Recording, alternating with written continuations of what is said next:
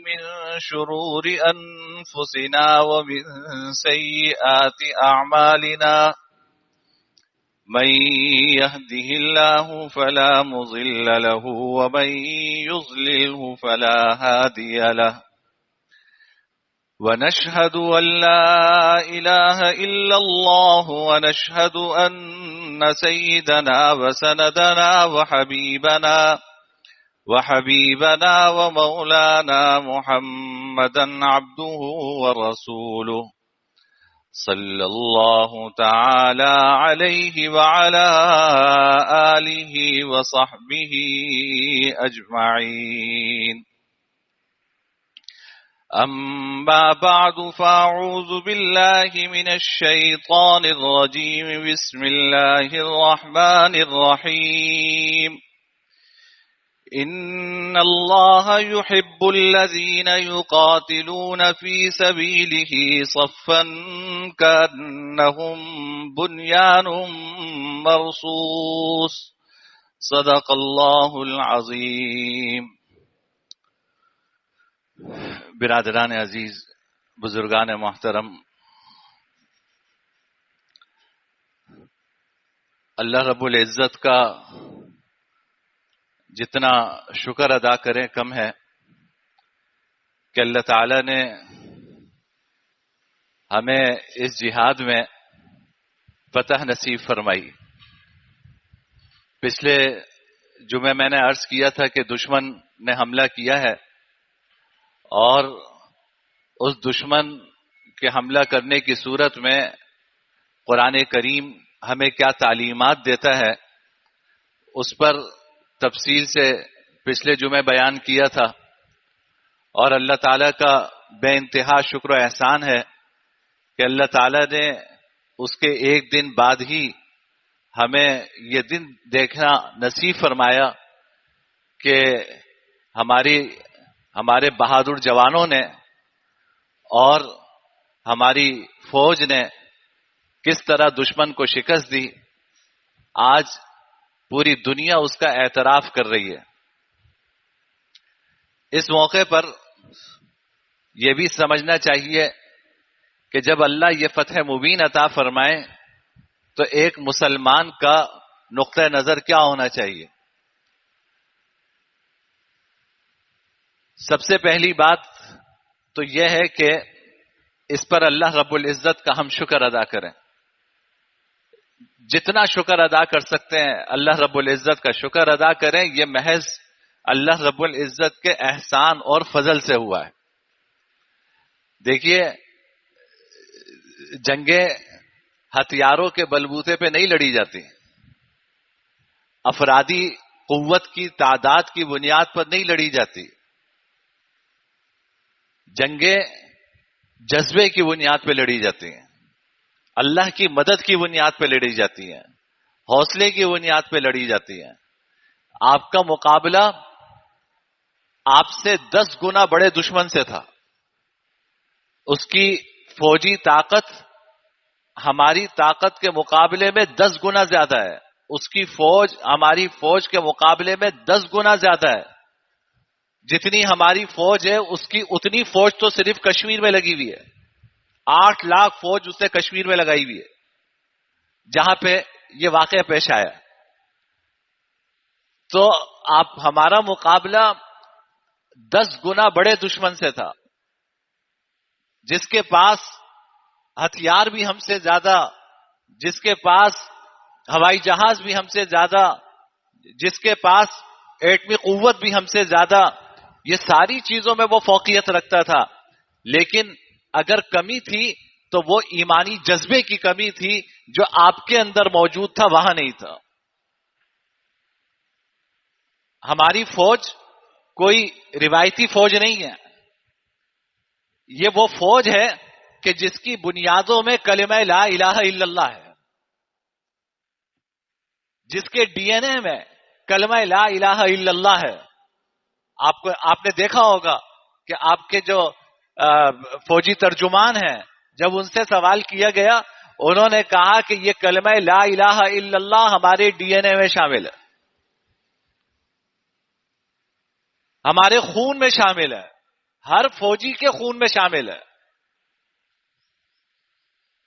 ہمیں یہ یقین ہے کہ کائنات میں جو کچھ ہوتا ہے وہ اللہ رب العزت کے حکم سے ہوتا ہے. ہم جب اللہ اکبر کہہ کے کوئی میزائل فائر کرتے ہیں تو اللہ اکبر کا کلمہ ہمارے اس عقیدے کا اظہار کر رہا ہوتا ہے کہ دیکھو اللہ سے بڑی کوئی طاقت نہیں ہے. تم میزائل بھی پھینکو گے, تم ہوائی جہاز سے بمباری بھی کرو گے, تم ڈرون بھی بھیجو گے, سب کچھ کرو گے, لیکن سب کچھ اللہ کے حکم سے ہوگا. اللہ رب العزت کا حکم ہوگا تو یہ ساری چیزیں اپنے نشانے پہ لگیں گی, اور اگر اللہ رب العزت کا حکم نہیں ہوگا تو کوئی چیز اپنے نشانے پہ نہیں لگے گی. ہم لا الہ الا اللہ کہہ کر, اللہ اکبر کہہ کر, نعرے تکبیر بلند کر کے ہم حملہ کرتے رہے, یہ اس بات کا اظہار تھا کہ ہماری نظر اپنے ہتھیاروں پہ نہیں ہے, ہماری نظر ان ہتھیاروں کے بنانے والے پر ہے. ہماری نظر اس دنیا پہ نہیں ہے, ہماری نظر اس دنیا کے پیدا کرنے والے پر ہے. یہی وہ ایمانی جذبہ تھا, یہی وہ ایمانی طاقت تھی کہ اللہ رب العزت نے آپ کو فتح مبین عطا فرمائی. اب ضرورت اس بات کی ہے کہ یہ جو ایمانی جذبہ اس جنگ کے دوران ہماری فوج میں تھا, پوری قوم میں تھا, پوری قوم فوج کی پش پر کھڑی تھی, یہ ایمانی جذبہ اب آپ کو برقرار رکھنا ہے.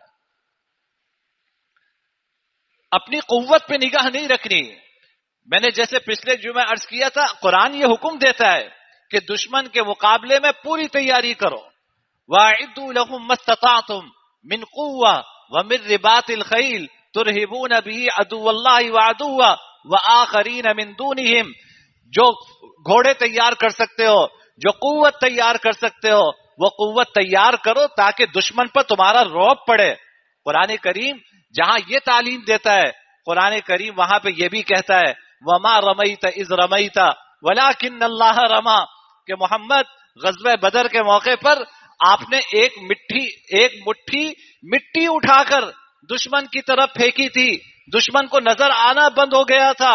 وَمَا رَمَيْتَ إِذْ رَمَيْتَ, یہ مٹھی تم نے نہیں پھینکی, یہ اللہ نے پھینکی. وَمَا رَمَيْتَ إِذْ رَمَيْتَ, جب آپ نے یہ ایک مٹھی مٹی اٹھا کر دشمن کی طرف پھینکی, آپ نے نہیں پھینکی. وَلَكِنَّ اللَّهَ رَمَى, یہ مٹھی اللہ نے پھینکی ہے. ان دونوں آیات پہ آپ غور کیجئے. ایک طرف قرآن آپ کو یہ سکھا رہا ہے کہ دشمن کے مقابلے میں پوری تیاری کرو, دوسری طرف قرآن یہ سکھا رہا ہے کہ دیکھو اس کو اپنا زور بازو مت سمجھو, اس کو اپنا زور بازو مت سمجھو, اللہ سے مدد مانگو, اور جو کچھ ہو اللہ کی طرف اس کی نسبت کرو کہ یا اللہ تیرا شکر ہے آپ نے فتح عطا فرمائی, آپ نے میرا یہ نشانہ صحیح لگوا دیا, یا اللہ اس پر میں آپ کا شکر ادا کرتا ہوں. تو پہلی بات یہ کہ اللہ رب العزت کا شکر ادا کریں, اور اللہ کو یہ ادا پسند نہیں ہے. کبھی بھی یہ نسبت نہ کریں کہ ہمارے پاس تو یہ میزائل تھا اور ہمارے پاس تو وہ میزائل تھا. بھائی بات یہ کہ جتنے بھی میزائل تھے دشمن کے میزائلوں سے بڑھ کے نہیں تھے. آپ کے پاس جو کچھ بھی تھا وہ اس کی طاقت سے بڑھ کے نہیں تھا, لیکن فرق یہ تھا کہ آپ کی نگاہ اللہ رب العزت پہ تھی, آپ کے ساتھ اللہ کی مدد تھی, اللہ کی نصرت تھی, تب جا کر آپ کامیاب ہوئے, دشمن ناکام ہوا. آپ سوچئے, سوچنے کی بات ہے کہ جب ہم آزاد ہوئے ہمارے پاس کیا تھا. آج بھی وہ ہمیں تانا دیتے ہیں, آج بھی وہ تانا دیتے ہیں کہ یہ لٹے پٹے لوگ, یہ الفاظ کہتے ہیں کہ یہ پاکستان کے لوگ لٹے پٹے لوگ, یعنی جو یہاں سے گئے تھے تو لٹ پٹ کر گئے تھے, جن کے جسم پہ کپڑے نہیں ہیں, جن کے پیٹ میں کھانا نہیں ہے, یہ کیا ہمارا مقابلہ کریں گے. وہ آج بھی یہ تانا دیتے ہیں, اور حقیقت یہ ہے کہ جب یہ ملک قائم ہوا تھا تو ہم لٹ پٹ کر آئے تھے. تقسیم کی چھری ظالم انگریز نے اس بے دردی سے چلائی تھی کہ ہمارے اسلحے کے کارخانے وہاں رہ گئے تھے, ہمارے ہتھیار وہاں رہ گئے تھے. کشمیر کو تقسیم کر کے اس نے ہمیں دیا, پنجاب کو تقسیم کر کے اس نے ہمیں دیا. اس نے وعدہ خلافی کی. وہ جو خنجر تقسیم کے وقت ہمیں مار سکتا تھا اس نے وہ خنجر ہمیں مارا, اور اس طرح یہ غلط تقسیم کر کے اس نے یہ پاکستان دیا. اور پھر لیکن ایک جذبہ تھا, ہمارے قائد کا جذبہ تھا, اس وقت پاکستان بنانے والوں کا جذبہ تھا, یہاں ہجرت کرنے والوں کا جذبہ تھا, یہاں کے انصار کا جذبہ تھا, جنہوں نے کہا کہ کوئی بات نہیں, آج ہم صفر سے کام شروع کریں گے.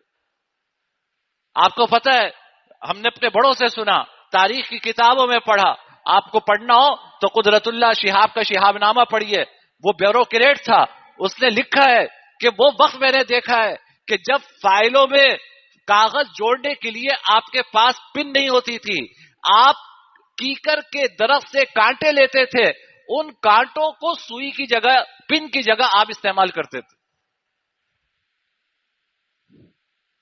ہماری بیوروکریسی کے پاس فائلوں کے کاغذ جوڑنے کے لیے پن تک نہیں ہوتی تھی, ہم کیکر کے کانٹے لے کر اس سے اپنی فائلیں جوڑا کرتے تھے.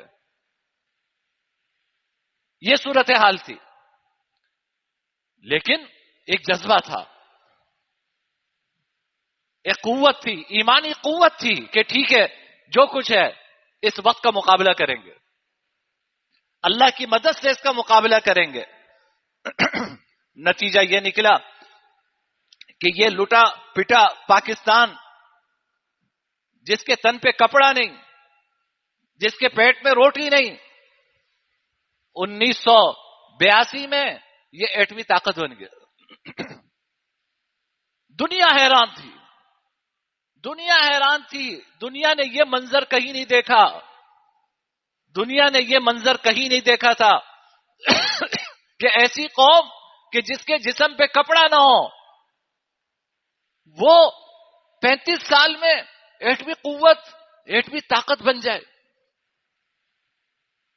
ہمارے سائنسدانوں کی قربانیاں تھی, ہمارے حکمرانوں کی قربانیاں تھی, انہوں نے اپنے پیٹ پہ پتھر باندھا لیکن ہماری فوجی ضرورتوں کو پورا کیا, ہمارے سائنسدانوں کی ضرورتوں کو پورا کیا, اور ہمیں اس قابل بنایا کہ یہ ہمارے سائنسدان ایٹم بم بنا سکے. حقیقت یہ ہے کہ دیکھو بھائی, لاکھ اختلاف ہو وہ اپنی جگہ, لیکن ماننے کی بات ہے کہ اللہ رب العزت کی مدد وہ سب سے بڑی مدد ہے, وہ سب سے بڑی قوت, سب سے بڑی طاقت ہے. لیکن ظاہر اسباب میں دنیاوی اسباب کے لحاظ سے بات کر رہا ہوں, میں اللہ رب العزت کی مدد کے اعتبار سے بات نہیں کر رہا ہوں, اس سے بڑھ کر تو کوئی چیز ہی نہیں ہے. لیکن دنیاوی اعتبار سے ظاہری اسباب میں یقین کیجئے, اگر آپ آج ایٹمی قوت نہ ہوتے تو برسہ برس پہلے روئے زمین پہ آپ کا وجود نہ ہوتا, روئے زمین پہ آپ کا وجود نہیں ہوتا. آپ کیا یہ سمجھتے ہیں کہ امریکہ کا صدر آپ کو بچانے کے لیے میدان میں آیا؟ اس وقت اس کے گلے کی اور اس کے ناجائز بچے اسرائیل کے گلے میں سب سے بڑی ہڈی یہ پاکستان ہے اور اس کی ایٹمی قوت ہے. آپ سمجھتے ہیں کہ آپ کو بچانے کے لیے میدان میں آیا؟ آپ کو بچانے کے لیے کوئی نہیں آئے گا میدان میں. یہ وہ وقت ہے کہ آپ اپنے دوست اور اپنے دشمن کو پہچانیں. یہ وہ وقت ہے کہ عالمی طور پر کون آپ کا دوست ہے, عالمی طور پر کون آپ کا دشمن ہے. جب یہ جنگیں ہوتی ہیں تو اس جہاد کی برکت یہ ہوتی ہے کہ منافق اور مومن کھل کر سامنے آ جاتے ہیں. یہ جہاد کی برکت ہے. اللہ رب العزت نے اس جہاد میں یہ برکت رکھی ہے کہ ہزارہ سال میں مجاہدہ کر کے لوگ جس ایمانی قوت پہ پہنچتے ہیں, میدان کارزار کا ایک لمحہ آپ کو اس سے اونچی منزل پہ پہنچاتا ہے. میدان کارزار میں گزرا ایک لمحہ آپ کو اس منزل پہ پہنچاتا ہے جہاں آپ 1000 سال کے مجاہدے کے بعد بھی نہیں پہنچ سکتے. آپ کے ایمان کو وہ قوت نصیب ہوتی ہے، آپ کے دلوں کی وہ صفائی ہوتی ہے، مومن اور منافق کی وہ تمیز ہوتی ہے کہ پتہ چل جاتا ہے کہ کون دوست ہے کون دشمن ہے۔ حضور اکرم صلی اللہ علیہ وسلم نے جتنے غزوات لڑے، منافقین اور مومنین کی پہچان کب ہوئی؟ غزووں میں ہوئی، جہاد میں ہوئی، غزوہ احد میں ہوئی، غزوہ احزاب میں ہوئی، یہ ساری پہچان اس وقت ہوئی۔ منافقین تو یہ کہہ کے بھاگ گئے، یقولون ان بیوتنا عورہ، غزوہ تبوک کے موقع پہ کہنے لگے کہ بھائی ہم تو تمہارے ساتھ جہاد پہ نہیں جا سکتے، ہمارے گھر خالی ہیں۔ تو مسلمان جو جہاد پہ آئے تھے ایک ایک فرد آیا تھا، تو کیا ان کے گھر خالی نہیں تھے؟ قرآن کہتا ہے وما ہی بعورہ، ان کے گھر خالی نہیں ہے۔ مدینے پہ اللہ نے فرشتے مقرر کیے ہوئے ہیں مدینے کی حفاظت کے لیے۔ ان یریدون الا فرارا، یہ میدان جہاد سے بھاگنا چاہتے ہیں، یہ بہانے ہیں سارے اس کے۔ ایک کہنے لگا، حدیث میں آتا ہے کہ جب غزوہ تبوک کے لیے جانے لگے تو ایک منافق یہ کہہ کے واپس مڑ گیا کہ بھائی تم اہل شام سے لڑنے جا رہے ہو، وہاں کی عورتیں بڑی خوبصورت ہوتی ہیں، تو پتہ نہیں میں کہیں کسی فتنے میں نہ پڑ جاؤں، تو ایمان کی حفاظت کے لیے وہ صاحب واپس آ گئے۔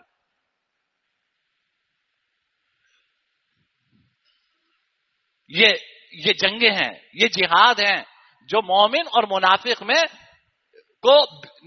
اس کو نکھار کر آپ کے سامنے رکھ دیتے ہیں کہ کیا ایمان ہے کیا نفاق ہے۔ آپ کو پتہ چل گیا کون آپ کا دوست ہے، آپ کو پتہ چل گیا کون آپ کا دشمن ہے۔ آپ جن دوستوں پہ تکیہ لگائے ہوئے تھے وہ آج جامنی رنگ کے قالین بچھائے ہوئے ہیں، وہ اپنی خواتین کو کھڑے کر کے بال لہرا رہے ہیں، ان کی غیرت اور حمیت کا جنازہ نکل چکا ہے۔ شاید تاریخ نے کبھی یہ منظر نہ دیکھا ہو کہ مسلمان اس قدر ذلت پر اور اس قدر حقارت پر اتر آیا ہے کہ نہ اس کو اپنی عزت کی فکر ہے، نہ اپنی قوم کی عزت کی فکر ہے، نہ کلمہ لا الہ الا اللہ کی فکر ہے، نہ اپنی قوم کی عورتوں اور بچیوں کی فکر ہے۔ کس نے کیا کیا پچھلے 2 دن میں سب دنیا کے سامنے آ گیا۔ آپ عالمی غنڈے کو، عالمی بدماش کو خوش کرنے کے لیے کیا سے کیا بھتہ دینے کو تیار ہیں۔ کوئی $40 کروڑ کا بھتہ پیش کر رہا ہے، $40 کروڑ کا بھتہ پیش کر رہا ہے عالمی غنڈے کو، دہشت گرد کو، بدماش کو، کہ یہ تمہیں ہوائی جہاز پیش کرتے ہیں، خدا را ہماری حفاظت کرنا۔ کوئی کیا پیش کر رہا ہے، کوئی کیا پیش کر رہا ہے، کوئی کیا پیش کر رہا ہے۔ یہ وہ عالمی دہشت گرد ہے جو ہمارے بچوں کی خون کی ہولی میں برابر کا شریک ہے۔ افسوس یہ ہے کہ ہمیں آج فلسطین کے بچے نظر نہیں آتے، وہاں سے جو تصویریں آ رہی ہیں، یقین کیجئے کہ میں نہیں دیکھ سکتا وہ تصویریں۔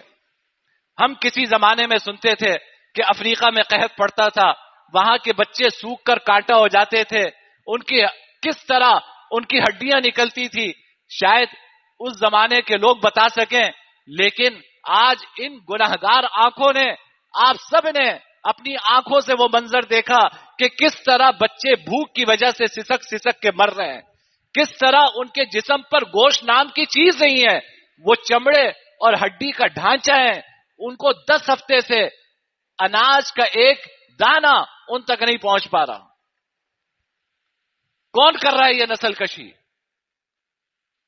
اس نسل کشی میں جہاں وہ یہودی ہے، وہاں اس کے ہم نوا یہ امریکی بھی ہیں، اس کے ہم نوا یہ یورپین بھی ہیں، اس کے ہم نوا یہ عرب ممالک بھی ہیں، جو سب ساتھ مل کر فلسطینی قوم کی نسل کشی کر رہے ہیں۔ یہ سب ایک ہے، الکفر ملت واحدہ، سارے کفار مل کر ایک ہیں، اور جتنے منافقین ہیں وہ یہ کفار کے ساتھ کھڑے ہیں۔ تو میرے بھائی، جنگ جہاد سے بہت کچھ سبق سیکھنے کو ملتا ہے، بس شرط یہ ہے کہ ہم اپنی عقل استعمال کریں، ہمارے اندر قومی غیرت ہو، ہمارے اندر قومی حمیت ہو، غیرت کی کوئی رمق ہو، تو آپ اس سے بہت کچھ سیکھ سکتے ہیں۔ دوست پتہ چل گیا کون، دشمن پتہ چل گیا کون. اللہ کی مدد کیسے نازل ہوتی ہے، اللہ کو کیسے ساتھ لیا جاتا ہے، یہ بھی آپ کو پتہ چل گیا. اللہ کا نظام کیا، کفر کا نظام کیا، وہ بھی آپ کو پتہ چل گیا. اس لیے میں عرض یہ کرنا چاہ رہا تھا کہ ایک تو اس پر اللہ کا شکر ادا کریں، دوسرے دوست کو پہچانے، دشمن کو پہچانے. دوست کون ہے، دشمن کون ہے آپ کا. آج کس کا بائیکاٹ ہو رہا ہے ہندوستان میں، کس کے بائیکاٹ کے نعرے لگ رہے ہیں، آپ کو پتہ چل گیا کون دوست ہے کون دشمن ہے. اور تیسری بات، آپ شاید کہیں کہ مولوی صاحب ہے ممبر میں بیٹھے ہیں تو اس وجہ سے یہ بات کہہ رہے ہیں، لیکن حقیقت یہ ہے کہ آج بھی اگر آپ نہ سمجھے تو پھر شاید آپ کو زندگی میں موقع نہ ملے سمجھنے کا. آپ نے یہ دیکھ لیا دشمن کو اگر تکلیف ہے تو کس سے تکلیف ہے. 7 مئی کو رات کے وقت اندھیرے میں دشمن نے حملہ کیا تو کہاں کیا؟ بھاولپور میں مسجد پہ اور مدرسے پہ کیا. اس مسجد کی تصویریں آپ نے دیکھی ہیں کہ کس طرح اس مسجد کی چھت اڑی، مسجد کی دیواریں کس طرح ٹوٹی، قرآن کریم کس طرح شہید ہوئے، کس طرح قرآن کریم جلے. آپ یہ ساری تصویریں مجھ سے زیادہ دیکھ رہے ہیں. اس مسجد پہ حملہ کیا، مدرسے پہ حملہ کیا، یہ کہہ کے حملہ کیا یہاں دہشت گرد ہیں. جنازہ کس کا اٹھا؟ خواتین اور بچوں کا جنازہ اٹھا. یہ خواتین اور بچے سے جو دہشت گرد تھے. لاہور میں حملہ کیا، مسجد پہ حملہ کیا، مدرسے پہ حملہ کیا. مظفر آباد میں حملہ ہوا، مسجد پہ حملہ ہوا. آپ سمجھ جائیے کہ دشمن کی آنکھ میں آپ کی یونیورسٹیاں نہیں ٹھٹک رہی، نہیں کھٹک رہی.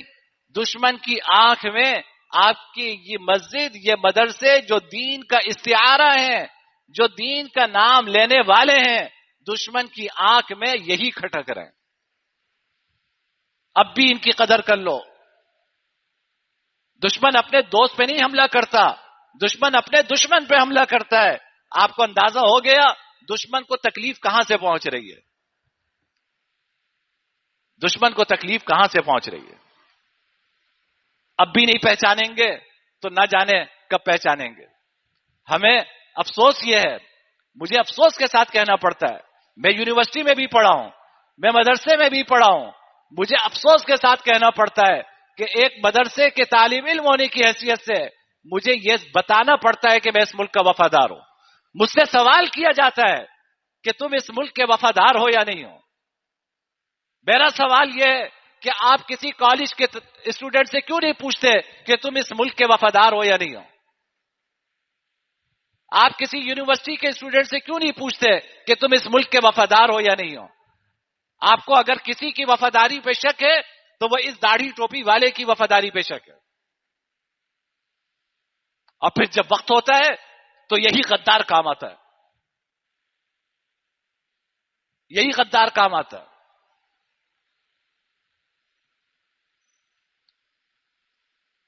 بہرحال تلخ تجربات ہے، تلخ موضوع ہے، میں پوری طرح درد دل آپ کے سامنے رکھ بھی نہیں سکتا.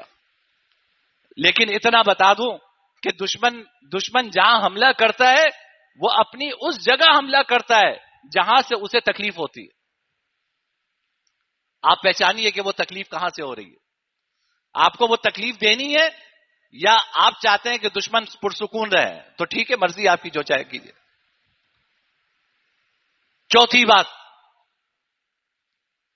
یہ فوج ہماری فوج ہے، یہ جھنڈا ہمارا جھنڈا ہے، یہ مسلمان فوج ہے. میں نے عرض کیا کہ اس کے ڈی این اے میں کلمہ لا الہ الا اللہ ہے. اپنی فوج کی پشت پہ کھڑے ہوئی ہے.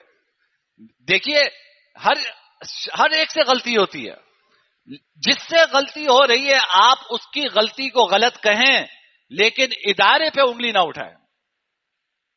میں غلط ہوں، میں گناہگار ہوں، آپ مجھے کہیے کہ یہ غلط ہے، میں آپ کی تنقید برداشت کروں گا.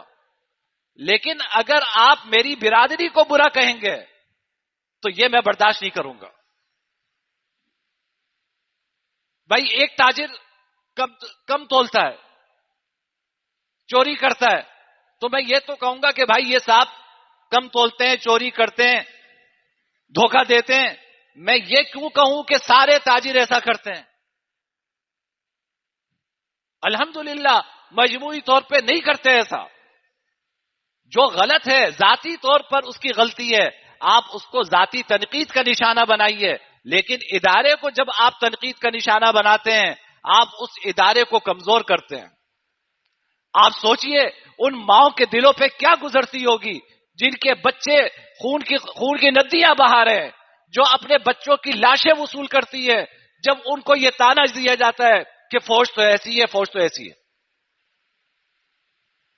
انہوں نے اپنی جان قربان کر دی، اپنی اولاد قربان کر دی، عورتوں نے اپنا سہاگ قربان کر دیا، وہ لاشیں وصول کر رہے ہیں شہیدوں کی، اور آپ جو ہے وہ کہتے ہیں کہ جی یہ تو فوج تو ایسی ہے، فوج تو ایسی ہے. آپ اپنے پاؤں پہ کلہاڑی مار رہے ہیں. اور میں سمجھتا ہوں کہ انجانے میں یا جان کر پچھلے چند سالوں میں دشمن نے یہ سوچ آپ کے اندر پیدا کی ہے، اور میں اور آپ اس سوچ کا شکار ہو گئے ہیں. یہ سیاسی موضوعات ہیں، میں اس پہ نہیں جاؤں گا، لیکن دشمن اپنے وار میں کامیاب ہو گیا ہے. میں اسی لیے آپ سے کہہ رہا ہوں کہ کسی فرد کی غلطی ہے آپ اس فرد پہ تنقید کیجئے، آپ اس فرد کو برا بھلا کہیے، آپ اس مقدس فوج کو اور شہیدوں کے خون کی آپ توہین نہ کیجئے. یہ اس خون سے غداری ہے. آج اگر آپ کو تو جب 10 مئی کی رات ہم نے جواب دیا تو یقین کیجئے کہ آپ بھی آنکھ بند کر کے سو رہے تھے سکون کی نیند، میں بھی سکون کی نیند آنکھ بند کر کے سو رہا تھا. کون تھا جو دشمن کو للکار رہا تھا؟ کون تھا جو دشمن کے حملوں کا جواب دے رہا تھا؟ کون تھا جو دشمن کو نہ جانے کیا کچھ یاد دلا رہا تھا؟ وہ کون تھا؟ آپ پھر اس کے اوپر جب تنقید کرتے ہیں تو اس ساری قربانیوں کے اوپر پانی پھیرنے کے مترادف ہے. غلطی ہر ایک سے ہوتی ہے، غلط کام کو غلط کہنا غلط نہیں ہے، آپ غلط کہیے لیکن پورے ادارے کو غلط نہیں کہیے. یہ شہیدوں کے خون سے غداری کے مترادف ہے.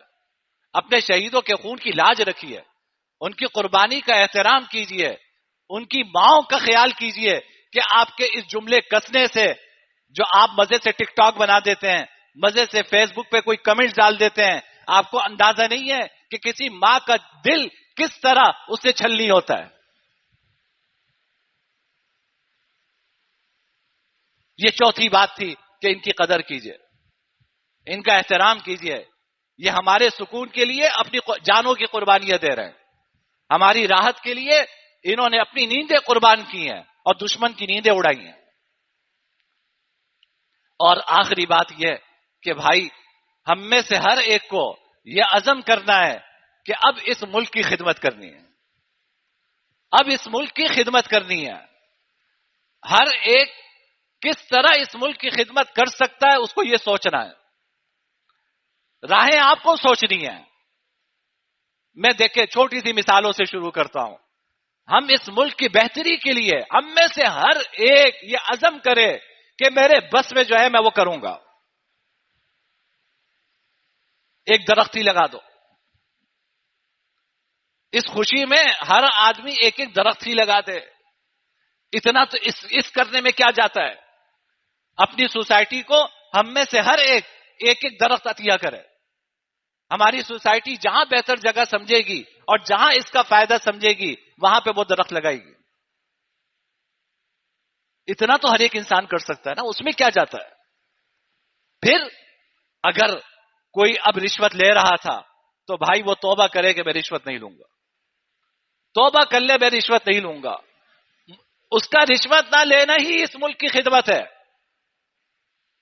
جو اس کی سرکاری ذمہ داریاں ہیں یہ عزم کرو کہ اپنی ذمہ داری سرکاری ملازم اپنی ذمہ داری ایمانداری کے ساتھ انجام دیں گے، رشوت کا ایک پیسہ نہیں لیں گے. جو لوگ کرپشن میں مبتلا تھے وہ یہ عزم کریں کہ ہم کبھی کرپشن نہیں کریں گے. ہمارا جو تاجر کم تولنے میں مبتلا ہے، دھوکہ دینے میں مبتلا ہے، آج وہ عزم کرے کہ میں کم نہیں تولوں گا، میں کسی کو دھوکہ نہیں دوں گا، میں اپنا سودا صحیح بیچوں گا. ہمارے جو صنعت کار صنعتیں لگانا چاہ رہے ہیں وہ یہ سوچیں کہ میرے ملک کی ضرورت کیا ہے، میں کون سی صنعت لگا کر اپنے ملک کی ضرورت پوری کر سکتا ہوں. میرا ملک عیاشیوں کا متحمل نہیں ہے کہ ہم باہر کی بنی ہوئی چیزیں استعمال کریں، ہم اس عیاشی کے متحمل نہیں ہیں. ہماری معاشی حالات ہمیں اس کی اجازت نہیں دیتے کہ ہم بسکٹ بھی امپورٹ کیا ہوا کھائیں. ہمارے معاشی حالات ہمیں اس کی اجازت نہیں دیتے. ہم اپنے ملک کی مصنوعات کو ترجیح دیں، اپنے ملک کی مصنوعات کو فروغ دیں تاکہ ہمارے ملک کے کارخانے آگے بڑھیں، ہمارے ملک کی صنعتیں آگے بڑھیں. اگر آپ کو کوالٹی میں کوئی کمپرومائز کرنا پڑے تو آپ وہ بھی کر لیں، کوئی بات نہیں. اچھی کوالٹی کی چیز نہیں کھا سکے، ادنا کوالٹی کی کھا لیں گے، لیکن اپنے ملک کی چیز کھائیں گے، اپنے ملک کی مصنوعات فروغ دیں گے. ہم باہر کی چیزیں اپنے ملک میں لا کر اپنا قیمتی زر مبادلہ باہر نہیں بھیجیں گے. آپ سوچئے کون کس طرح اس ملک کی خدمت کر سکتا ہے. بچے جو پڑھ رہے ہیں محنت سے پڑھیں، وہ ان سبجیکٹس کا انتخاب کریں کہ جن کے بارے میں وہ یہ سمجھتے ہیں کہ میں یہ پڑھ کر اپنی اس تعلیم کو اپنے ملک کی خدمت میں استعمال کر سکتا ہوں. پیسے کو اولین مقصد نہ بنائیں. آج مصیبت یہ ہے کہ کسی بھی بچے سے پوچھو کہ تم یہ کیوں پڑھ رہے ہو تو وہ کہتا ہے کہ جی اس میں میرا فیوچر بڑا برائٹ، بڑا روشن ہے. کس وجہ سے روشن ہے؟ پیسے زیادہ ہیں. تو میرے بھائی یہ فکر پیچھے ہٹاؤ، ایسا علم حاصل کرو جس علم سے تم اپنے ملک اور اپنی قوم کی خدمت کر سکو، جس علم سے تم اپنے وطن کی خدمت کر سکو. یہ اللہ یہ جذبہ ہمارے دلوں میں پیدا فرما دے تو ہماری قوم نہ جانے کہاں سے کہاں پہنچ سکتی ہے. تو ہم میں سے ہر ایک کو یہ عہد کرنا ہے کہ اس جہاد میں اللہ نے جو ہمیں فتح عطا فرمائی ہے، اب میں خلاصہ عرض کر رہا ہوں، سب سے پہلے اللہ رب العزت کا شکر ادا کریں. اگر اللہ کی مدد ساتھ نہ ہوتی تو یہ فتح آپ کے حصے میں نہ آتی. نمبر 2، اپنے اداروں کی قدر کریں، اپنی فوج کی قدر کریں جو فی سبیل اللہ جہاد کر رہی ہے، آپ ان کی قدر کیجئے. میں نے عرض کیا کہ کسی فرد کی غلطی کی نسبت پورے ادارے کی طرف نہ کریں. آپ اس فرد کو غلط ضرور کہیں، غلط کو غلط ضرور کہیں، لیکن پورے ادارے کو بدنام نہ کریں. اس ادارے کی جڑوں میں شہیدوں کا خون ہے. تیسری بات، اس جہاد نے بتا دیا کون دشمن ہے کون دوست ہے. چوتھی بات بھائی یہ کہ ہر ایک عزم کرے کہ مجھے اپنے اس وطن کی خدمت کرنی ہے. اگر یہ وطن ہے تو میں ہوں، اگر یہ وطن نہیں ہے تو ہم بھی نہیں ہیں، ہمارے مزے بھی نہیں ہیں، ہماری نسلیں بھی نہیں ہیں. ہمارا وجود اس وطن کی بنیاد پر ہے. اور آخری بات، کلمہ لا الہ الا اللہ کی بنیاد پر یہ وطن لیا تھا، کلمہ لا الہ الا اللہ کی بنیاد پر ہم نے یہ جہاد کیا. اس کلمے کو سمجھیں کہ ہم لا الہ الا اللہ کہہ کر یہ عہد کر رہے ہیں کہ یا اللہ کبریائی صرف تیری ہے، بڑائی صرف تیری ہے، میں تیری مان کر زندگی گزاروں گا.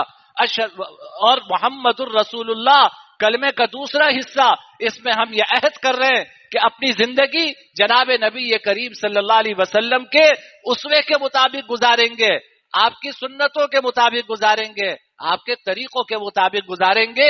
یہ ہے لا الہ الا اللہ محمد الرسول اللہ.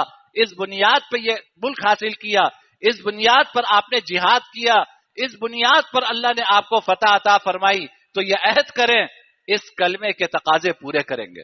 اللہ مجھے بھی اس کی توفیق عطا فرمائے، اللہ آپ کو بھی اس کی توفیق عطا فرمائے. وآخر دعوانا الحمدللہ.